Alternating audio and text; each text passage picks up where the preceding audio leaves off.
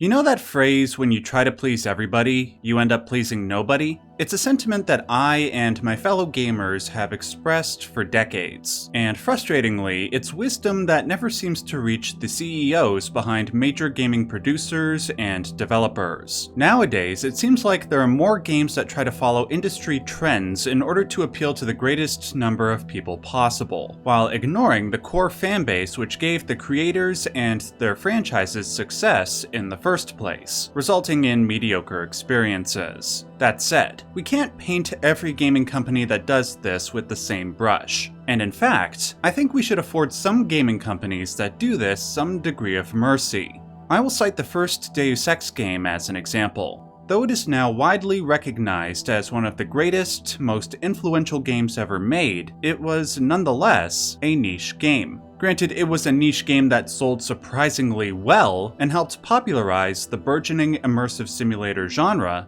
but yet, its success compared to other games at the time was slight. And the sequel, Deus Ex Invisible War, would need to make compromises in order to appeal to a bigger audience and ensure a bigger financial return.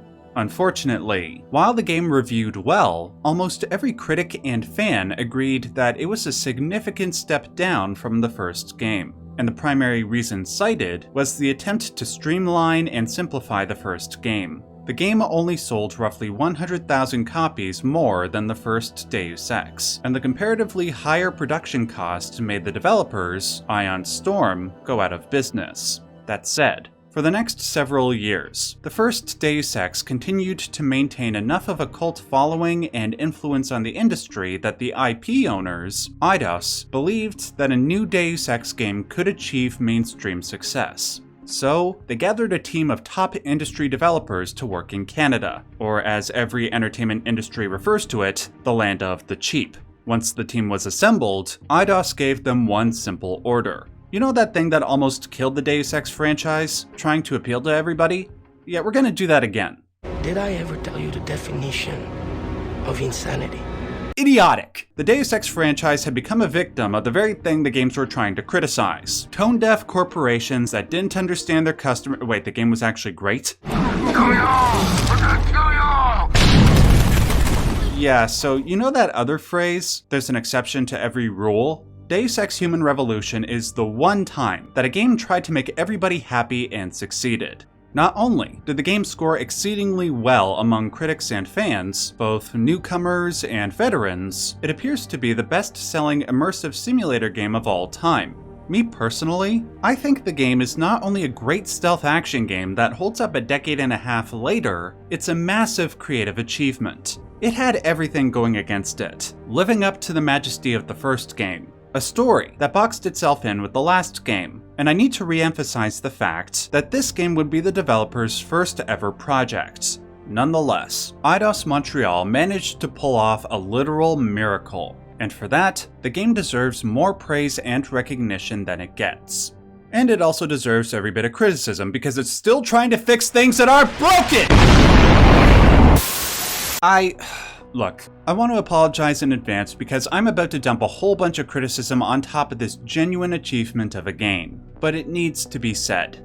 In short, playing Human Revolution is like going to a restaurant and eating one of the best steaks I've ever had, while a crying baby is screaming its lungs out in the booth behind me. Though Human Revolution does a tremendous job pleasing every type of player, this approach, nonetheless, caused every aspect of the game's design to have at least one or two glaring issues. In the best case, it was something that I could ignore. But in the worst case, the game's attempts to please everybody made me actively question whether Human Revolution deserved to be called a Deus Ex game, even though I ultimately figure that it does. It's an incredibly unique game in this regard. The only other game that I can think of that I feel is genuinely great, but still has a lot of problems, is Final Fantasy XVI.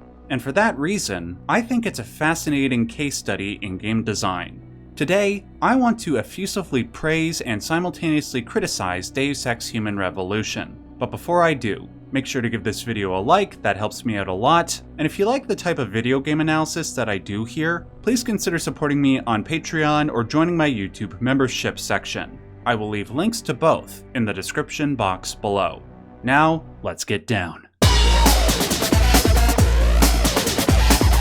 The majority of my praise lies with the gameplay, both with the new elements and especially with the changes/fixes to Invisible War. First and foremost, no more universal ammo. Thank you, Jesus Christ, Denton. Not only was it a stupid concept to have the same ammo work for both pistols and rocket launchers, it totally negated a huge aspect of what made the first Deus Ex game so great. Having to manage your limited inventory space to fit different types of ammo and guns while trying to figure out what weapons might be best for the trials that follow really helps foster the gamer's ingenuity. Moreover, and maybe more importantly, ammo is scarce in Human Revolution. See, because there was only one ammo type in Invisible War, and because it was everywhere, there wasn't that persistent feeling of tension, that expectation that you might run out and have to improvise. In Human Revolution, you have to be cautious about how much ammo you use, and this remains the case whether you choose to go into an enemy fortress all guns blazing, or use a stealthy approach. Personally, I always and forever play stealth, non-lethal builds in my immersive simulator games, and I was persistently on the verge of running out of stun gun charges and tranquilizer darts. Thankfully, this was never annoying or overly challenging.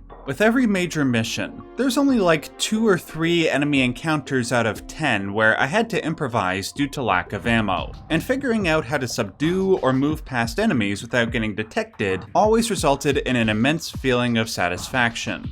I mean, sure, if you're hardcore into the immersive aspect of immersive simulators, it can be a bit jarring to see that every ammo box or gun you pick up only has 1 or 2 bullets, but personally, I would rather sacrifice the immersion if it results in a better game overall. Regardless of whether you're sneaking around or shooting though, it all controls wonderfully. It is easily the best combat and stealth that the series has had up until this point. On the surface, one might expect stuff like the inclusion of cover shooting to be tone-deaf pandering to the Gears of War crowd, which was really popular at the time of this game's release, but it fits in surprisingly well. This is in large part due to the fact that the main character is not a bullet sponge like Marcus Phoenix or Master Chief when playing on normal difficulty. You'll get gunned down very quickly if you're not careful, and that's exactly the way it should be in a Deus Ex game until you upgrade your augments. The stealth is just blissful to me. It was fine in the previous 2 games, but there was just a lot of jank that needed to be ironed out. Unlike in Deus Ex 1, where long-range stealth weapons just didn't work, the tranquilizer rifle does. Well, eventually it does. You gotta upgrade it to make sure your darts reliably land, but that's cool. And I know some people don't like the cutscene takedowns, and that's fine. To me, I like them not just because they look cool, but they reliably take the enemy out 100% of the time. Unlike in Deus Ex 1, where the baton or stun prod feel as reliable as the weapons in Morrowind. The other significant improvement from Invisible War is that the levels are much bigger and more dynamic. In case you didn't know, where the original Deus Ex was developed strictly for the PC and then later ported to the PS2, Invisible War was made primarily for Xbox and then ported to PC, as a part of its strategy to achieve more mainstream success. With Deus Ex 1, bigger levels with more NPCs allowed for more paths and methods in order to get to one's goal. And again, the discovery of these paths and methods were a result of the player's will and playstyle. With Invisible War, the relative lack of memory capacity on the original Xbox, along with the preference by the developers for higher fidelity graphics, resulted in smaller levels and fewer methods of approach, compromising player freedom. Though Human Revolution was also made primarily for consoles, specifically the Xbox 360 and PlayStation 3, the superior architecture and memory capacity permitted the levels to get closer to the size and structure of the original game. It's not quite to the same degree, but it's a great balance between levels that are designed to play good and to look good. On that note, I have to acknowledge that while I think the game looks pretty damned great for a title released in 2011, a lot of people took issue with the art direction, specifically the yellow tint that seems omnipresent. Now, normally I don't get political on this channel, but I hope you'll understand why I'm about to make this one exception. As a person of yellow, I've been deeply traumatized over the years by the lack of yellow representation in gaming. Like what, am I supposed to just rely on Pac-Man and Pikachu to be the end-all be-all for my people? Seriously, one is a frickin' rat and the other's... Actually, what is Pac-Man? Whatever, the point is, yellow is mellow, alright? It's beautiful. And when people say that they can't play the game because everything looks yellow, your racism is showing, okay? I'm just saying. And besides, that's only really a problem with the base game. The director's cut got rid of a lot of the yellow tint, much to my dismay, so that's no excuse. Next, skill trees are back after they were more or less taken out in Invisible War. Sure, it's a simplified version of what we got in the first Deus Ex, but I'd rather have a simplified version than no skill trees at all. Plus, the pace at which you obtain upgrades are better compared to Invisible War, where they were dished out at the same rate that Gordon Ramsay dishes out insults about your IQ. When you gain enough experience points to upgrade, or when you find upgrade tokens throughout the world, typically because you're going out of your way to explore everything, it always provided a significant feeling of reward. The music is really good. The best way I can describe it is that it feels like a synthesis between the styles seen in the first two games. The first Deus Ex had a plucky, electronic style, with heavy, in-your-face, catchy melodies, while the second game had this smooth, almost David Lynch synthesizer ambiance. Human Revolution does an immaculate job of combining those two styles to create something that feels incredibly familiar while also feeling wholly original at the same time. The best example of this is when you're walking into your boss's office at the beginning of the game, when the UNATCO theme from the first game drops in as a leitmotif. Go right in, Adam. He's waiting. This is the newest in encrypted GPL trackers, Athena. It transmits data to our dedicated satellites every 10 feet. I don't care what it takes. I want you, Darrow, in Washington, by my side. See? It's got its own thing going, but then it just drops the nostalgia bomb perfectly. But by far, the most significant, genius addition to the Deus Ex formula, the thing that should be in every RPG but isn't, is that Mr. Ratburn is the villain. Okay, what the hell is this? My visit to Prague was related exclusively to the project which has consumed all of my attention these what? days. You're referring to What's the that? Manchea Project, the cooperative global initiative that aims at healing our world. Earth's ecosphere is in serious trouble, Eliza. No! And it's time that we as a species stepped up to make things better. Dude, that's Mr. Ratburn! I thought you might want to see the spring reading list. Oh, are you having cake? Is to modify ocean temperatures through a combination of ion seeding and geothermal management. They got Mr. Ratburn in this game? Oh, are you having cake? I take back everything I said about this game negatively, okay? 10 out of 10, Mr. Ratburn is the villain, okay? That's all I needed to know.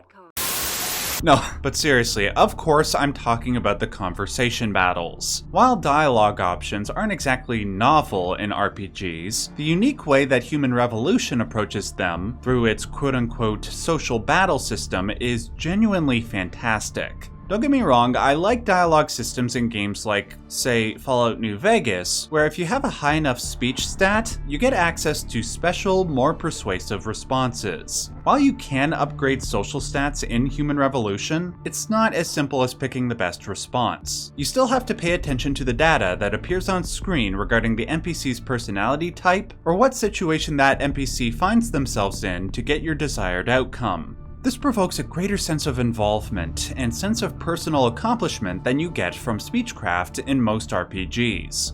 Best of all, having a speech system that gamifies personality in this way forces the people writing the game to create more developed characters. And with almost every social battle in the game, the dialogue feels organic and perfectly tuned to that character's personality. It's such an engaging system, and it feels so appropriate for a Deus Ex game, where the franchise's entire DNA is, as I said before, empowering the player to discover their own solutions through not just practical but philosophical inquiry. All of these elements, plus more that I will mention as the video goes on, culminate in a genuinely great stealth action RPG that holds up, and that you should absolutely go play if you haven't already. But while everything this game does is at the very least good in my opinion, it still can't escape the same problem that Invisible War had. The more I compare it to the first Deus Ex, the more issues that begin to surface. It's nowhere near as bad as it was in Invisible War, mind you, but they are nonetheless frustrating because Human Revolution constantly gets so close to being sublime but keeps falling short. It's like playing one of the best matches of Halo you've ever had. Your KD ratio is off the chain, you're dominating everybody, but at the end, you lose by a single point because your team sucks more than a God, sorry, excuse my language. That's just happened way too many times than I'd like to acknowledge. I'm going to go back through all the major positives I just mentioned and point out one major thing that they each did wrong. First, scarcity. The first rule of games with resource management is to reward those who saved their ammo for the boss. Well, in Human Revolution, there is no point in freeing up space in your inventory for a huge power weapon for a future boss, because you will not only find every power weapon in each boss's arena, but every other type of weapon and ammo that you need. And on top of this, let's not forget that the boss battles in this game famously suck. Like, look, more power to you if you enjoy them, but when the developers admit that they dropped the ball on the boss fights because they outsourced them to another studio, then I am free to speak as harshly as I want. The skill trees. Their structure compared to the skill trees in the first Deus Ex remove a lot of the challenge and on-the-fly thinking that comes with specialization. With Deus Ex 1, you had to choose a build that benefited you in certain situations, but not others. For instance, if you go Stealth Assassin, it makes it harder to engage in a variety of combat scenarios. In Human Revolution, you can get all the best augments for both stealth and combat relatively quickly, meaning you can switch at any time between these two equally effective modes of play. By the way, there's virtually no story-based or gameplay-based consequence to choosing lethal versus non-lethal, aside from a few extra skill points you can get for sparing people's lives. Though I do take a little bit of issue with those skill points being labeled Merciful Soul, as if giving a dude a lifelong concussion is somehow merciful. Admittedly, this design decision isn't exactly bad, but it does inch the game further away from being a supposed immersive simulator into more of a generic action RPG. And speaking of generic, why the hell does this game have regenerating health? Yeah, where the pandering to the Gears of War crowd actually worked in the game's favor, the pandering to the Call of Duty crowd did not for this game, nor does it any other game. I'm looking at you, Halo 5. Like I said with the ammo, having to manage health items in your inventory and knowing the appropriate moments to use them adds to the sense of personal satisfaction one gets when completing a level. When you can manage health items in Human Revolution, there's basically no point in keeping any of them because your health is going to regenerate in 10 to 15 seconds if you have the patience to wait in cover. The same is true for the energy bar, which dictates your ability to use augments, or do stealth takedowns. While there's a greater degree of strategy here because it doesn't fill up all the way, you will always have at least one bar if you have the patience. One aspect of the game that will test a lot of people's patience, though, is the hacking minigame. Unlike the first game where you have to hoard lockpicks and multi-tools while being very choosy about when to use them, Human Revolution puts every door, safe, whatever behind a keypad that you have to hack if you don't know the code. Now, personally, I actually really enjoy the hacking minigame and the rewards it provides you if you do it well. But I also have no way to argue against the people that hate it. When you have to play this minigame roughly 100 times in a single playthrough, and each time you do it, it takes roughly 20 to 30 seconds, then a lot of people are going to complain that the flow of gameplay feels disrupted, and rightly so. But the biggest problem... Sorry, wait, one sec. Sorry, just hold on, guys.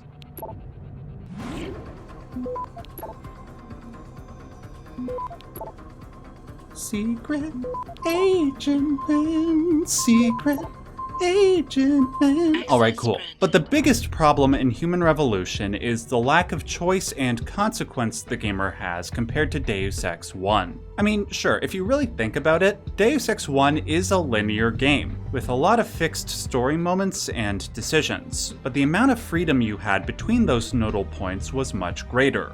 Here's an analogy. Imagine you're floating in a giant sink full of water. Then the plug in the drain is pulled and you start to circle around towards the bottom. Though you can't stop circling, there's a lot of things you can do before you reach your ultimate fate. That's what Deus Ex 1 is like. With Human Revolution, it's like the plug is pulled long before you drop in. And when you're dropped in just outside of the drain. Now I mean that a lot more literally than you think, because even though you're dropped just outside of the drain, that means you still have a few things you can do before you fall down the pipe. The first major mission of Human Revolution is genuinely fantastic. You can go in quietly, loudly, or some mixture of the two. There's a side mission that will grant you access to future rewards. When you come face to face with your main enemy who is holding a hostage, you can resolve the situation in multiple ways, and depending on what happens, there will be long-lasting effects on gameplay and story, not to mention a bunch of NPCs reacting to how well or how poorly you handled the situation. This is what Deus Ex gameplay is all about. It sets such a good first impression, and I could not wait to get more of this for the rest of the game. But then I fell down the pipe. After the first mission, I was constantly reminded just how little freedom I had to do what I wanted outside of choosing stealth, combat, and lethality. I always felt like the game was funneling me towards nodal points in the story where, granted, I could make 2 or 3 choices, but the level of impact that those choices had on the gameplay or story were minuscule. The most choice there was came from the conversation battles. But even with that, failing one of these battles simply meant that I would be delayed from my goal for a minute or two, and I would miss out on an achievement. Contrast that with Deus Ex 1, where the game felt like it was accommodating every choice that I was making. Take the NSF leader from the Liberty Island level. I could kill him if I wanted, or I could talk to him and have one of the most based conversations in the history of gaming, with the information he revealed to me affecting what decisions and relationships I have until the end credits rolled. How about Maggie Chow, the pharmaceutical company director? You could do what she asks and walk into an ambush at a police station, or you could search around her apartment to find information that you could use against her. Or again, you could just shoot her. It all feels very reactive to what the player wants to do, like it's a living, breathing world where you're constantly reminded that your decisions matter. Even though you are eventually funneled towards the same major story events, the decisions you make leading up to that point have resonance. Human Revolution, on the other hand, barely has any of that. And when you are offered what seems like a choice, it's almost always illusory. Even the game's attempts at role-playing don't mean much. Sure, you can choose to act nice or mean during certain dialogue interactions, but aside from the NPC's momentary reaction, there's no long-lasting relational impact. It's like Final Fantasy VIII all over again, which is appropriate given that the game was produced by Square Enix. And for the record, I love Final Fantasy VIII, okay? Relax. So what happened? Why is Human Revolution so rigid and linear in its structure compared to Deus Ex 1? And hell, even Invisible War? Well, the answer might come from something that one of the game's designers revealed during a GDC talk back in 2012. He said that early on, the developers, essentially, put the entire game down on sheets of paper and plastered them all over the office, so they could be constantly reminded of what the game was supposed to be right down to the last minute detail. We did not search during pre-prod to know what the game would be. We did not redo systems. We did not rethink the game. We just went full speed ahead. We knew exactly what we wanted this game to be, what we wanted the player to feel, and the whole team was with us. In their defense, this approach to game design clearly has its merit. Making sure everybody is on the same page is important, and that's especially difficult when you're a new studio, surrounded by people you're unfamiliar with, trying to revive a niche franchise and make it mainstream. Clearly, the utilitarian choice was the right one, because they made a great, financially successful game. But nonetheless, having this rigid approach meant that they were unable to change things that weren't working, and elevate the game to the artistic heights that it could have achieved. This is why the game's boss fights are famously terrible. This is why there is so little meaningful choice, because adding that in as the game is being developed would cause a ripple effect that affects everything in the game that follows after, leading to more time and more money being spent on an already risky project. So, while I commend the leadership behind this game and the end product, the unfortunate side effect is that the game ended up feeling the least like a Deus Ex game. Worse yet, I still have to explain why that is especially the case for the game's story. With the way Invisible War ended, it only made sense to make the new Deus Ex game a prequel. but that only addressed a handful of the challenges a new story would face. When you think about what is quintessential to a Deus Ex story, you think about conspiracies, predicting humanity's future, philosophy, AI, and most importantly, memes. I never asked for this. How could one ensure that all these elements would be included while working within the narrative confines of a prequel?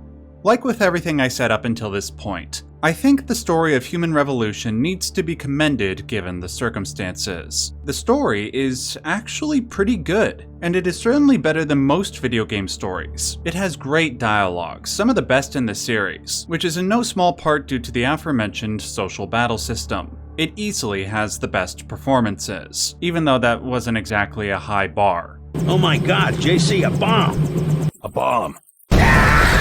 Most importantly though, it manages to be accessible to newcomers who have never played a Deus Ex game while revealing subtle connections to the original games through conversation and in-game text documents. But does it keep all the quintessential elements of a Deus Ex story? Kind of. Yes and no. As I said, the first Deus Ex, and even to an extent Invisible War, dealt with a variety of socio-political, economic, and spiritual issues. Stuff like corporatism, plutocracy, terrorism, and how governments weaponized the issue for control, global epidemics, the military-industrial complex, and that's just to name a few. With Human Revolution, it only really focuses on two themes: AI and, to an even greater extent, augmentation. That is it. Though, to be fair, it does set up all those other story threads and themes that are explored in the older games, so they could be explored in the future, but the lack of their exploration in this game is still felt. The story takes place in 2027. That's right, 2 years from now, meaning we should be expecting China to start having a floating city like Midgar any day now, right? Sorry, that's the last Final Fantasy reference, I promise. Wait, no, one of the bosses is a guy named Derrat with a gun for an arm. Okay, now that was the last one. In the year 2027, body augments have started to be mass-produced for public consumption. Though there have been obvious benefits to this for some, like replacing missing body parts, many people have begun to augment for other reasons. One of the biggest reasons is to be more desirable in the job market.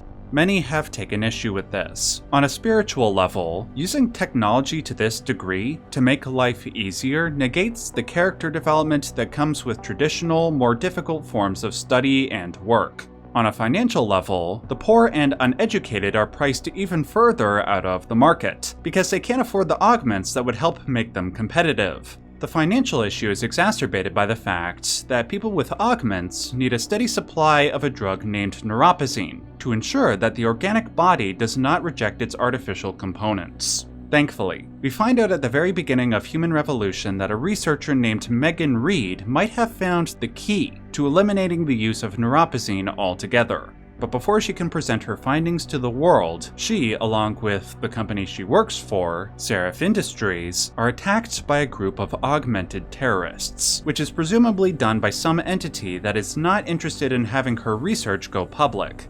During this attack, the main character, Adam Jensen, a security specialist for Seraph and Megan's partner, is defeated by the terrorists, and needs to undergo severe augmentation in order to save his life. For the rest of the game, Adam, and by extension Seraph Industries, make it their mission to find out who planned the attack. From here on out, when you're not trying to unravel the conspiracy surrounding the attack, you are inundated with a deluge of NPC dialogue and quests that all center around the benefits and deficits of augmentation. In one mission, you're dealing with the ethics of stealing neuropozyne to help those who can't afford it anymore. In another mission, you're helping prostitutes who are forced to undergo augmentation by force, and now can't quit their profession because they rely on the neuropozyne that they couldn't afford otherwise. These specific instances, along with the general picture of the society they paint, are, in my opinion, a decent, reasonable interpretation of what might happen when augmentations become available to the mass market. There might have to be some sort of drug that will ensure synchronization between the unpredictable elements of the human body and artificial components. That drug would probably be expensive, and if you can't afford it, you'd probably be screwed. And that's just one aspect of the constant maintenance that would need to be conducted if you got augments. What about cleaning, firmware updates, new generations of hardware? I will say though, that these consequences are often not stated explicitly in the game. They are almost never a part of a lengthy intellectual conversation like the ones you have in the previous 2 games. Instead, you witness augmentation-related events in the world happening naturally around you, and you have to infer the various consequences of those events for yourself. This works both in the game's favor as well as against it. On the one hand, deciding to let the gamer make their own conclusions about the pros and cons of augmentation, or any of the game's other themes and motifs, is essential to Deus Ex's core ethos, and arguably, Human Revolution does a better job of it than the other games. But on the other hand, not everybody is going to see the same level of philosophical depth when taking this approach, and in a couple of cases, that is the game's fault. I'll start by citing an argument against Human Revolution's depth that I personally disagree with. I've noticed some people say that the issue of whether to augment or not isn't as deep and complicated as the game makes it out to be. After all, people have augmented their bodies and minds with technology in various ways, increasingly so with each passing year, and society hasn't collapsed. This is true. Technology has improved our lives, but it has also made things worse. Smartphones have made it easier to stay in constant contact with each other and to keep ourselves from ever getting bored. But constant awareness of what other people are doing has its negative side, and constant stimulation has negative effects on the brain. The internet has made accessing information about subjects we're not knowledgeable about easy, but it has also made it easier to fall prey to misinformation. When augmentation becomes widely available, it will make doing certain jobs easier. It might make us smarter, more sociable, more healthy. No doubt it will have a variety of positive benefits. But just like the myth of Icarus that Human Revolution is so fond of referencing, it's possible that we could fly too close to the sun. Still, the question that this and every other game in the Deus Ex franchise asks is whether or not the risk is worth it. Whether the negative consequences mean we should forego evolution altogether.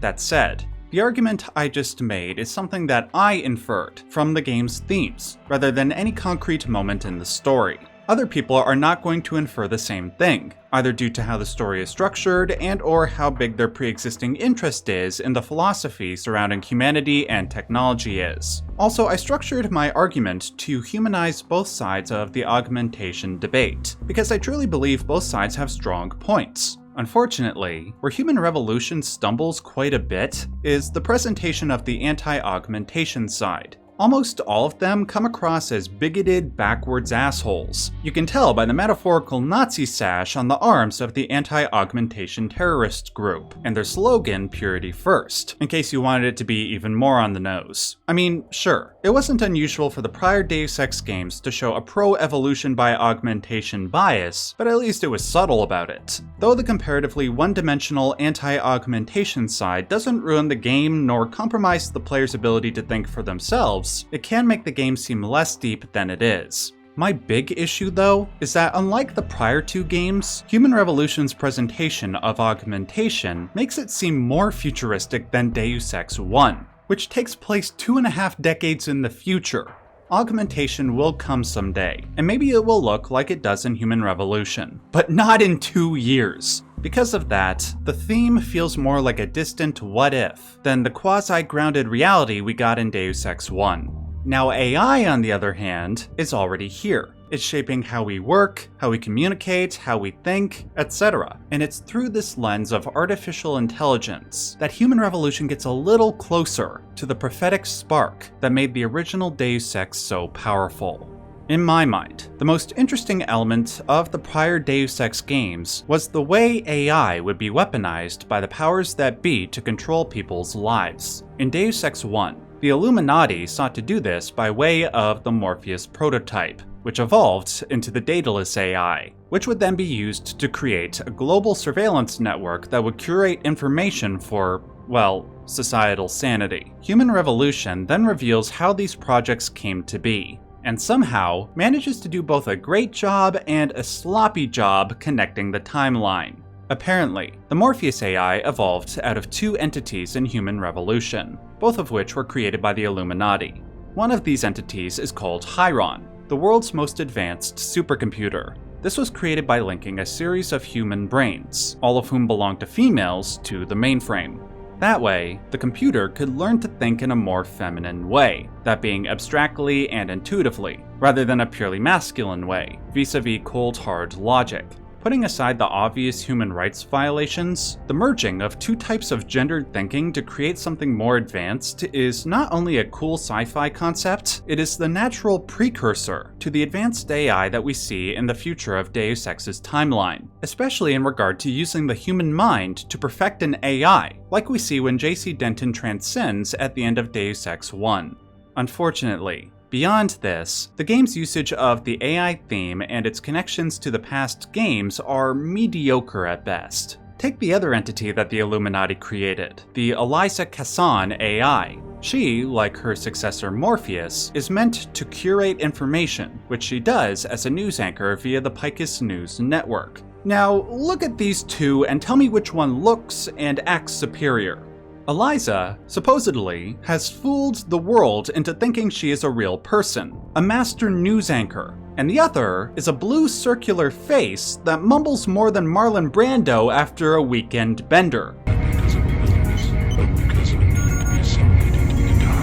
Once again, Human Revolution does something to make it seem like it happens further in the future than the first Deus Ex. But the more important failing, I think, is that the philosophy surrounding the development and use of AI isn't explored beyond what has been established in the previous games. It's just there to connect the stories. Now, I can't really blame the developers because they were boxed in by the Deus Ex timeline. Plus, how do you make lesser forms of AI as interesting or more so than the ones we got in the previous games? And how do you build a game around that? So again, it seems like Eidos Montreal made the right decisions given the circumstances, and they did make a good story overall that also connects the timeline.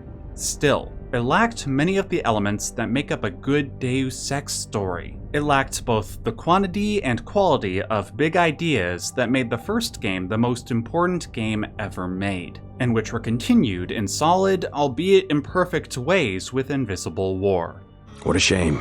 Ultimately, Deus Ex Human Revolution is one of gaming's great contradictions. I honestly believe that it is a creative triumph, one that saved the franchise, while also being a case study in compromise. It gave us some of the best stealth action RPG gameplay of its generation, yet it kept tripping over its own design choices. Its brilliance and flaws are welded together, like two halves of the same augmented body. And maybe that's why it sticks with me. Not just as a great game, but as proof that when corporations, developers, and players all pull in different directions, the result isn't perfection. It's something far more human. A flawed and occasionally frustrating masterpiece. Thank you very much for watching my analysis. If you like this video talking about the Deus Ex franchise, I'm sure you'll like the other videos where I talked about the first game and Invisible War, which you can see on screen now. Make sure to hit the like button if you like this video, and make sure to subscribe for when I eventually get around to Mankind Divided. Until next time, remember to stay safe, and most importantly, unlike the director's cut, stay yellow.